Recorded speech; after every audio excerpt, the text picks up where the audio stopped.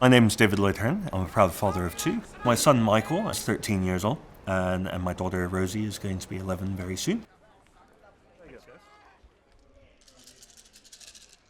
I used to be a management consultant working on the road all the time, and sadly my ex-wife and I had a parting of ways.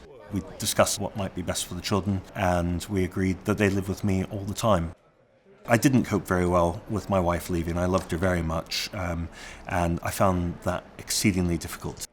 It's that bit of feeling totally on your own. You always feel like you're being judged if you've got to leave early because you've got care requirements, or I will get told off for being late in when my son's missed his bus and I've had to take him in. So you feel double guilt. You feel like you're not doing a good enough job as a parent sometimes, and you feel like you're not doing a good enough job as a professional. So you want to look at the bandanas, do you?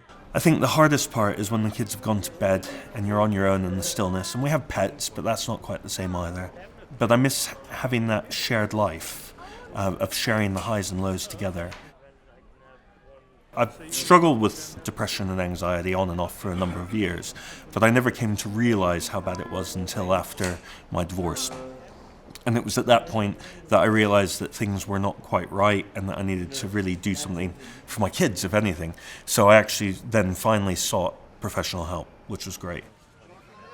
It's learn to forgive yourself, and if you make mistakes, as a parent or just in life, is think about it, but then think about, what are the practical things I can learn from that?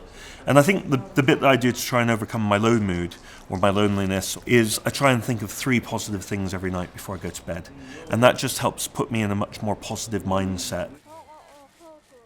There's lots of positives, thank goodness. The beauty is, I've always loved my kids. If you ask me at any point what was the high point in my life, it was the days that they were born, without a doubt. But I never used to tuck them in every night or be there for the little things when I used to work out of hotel rooms and on the road.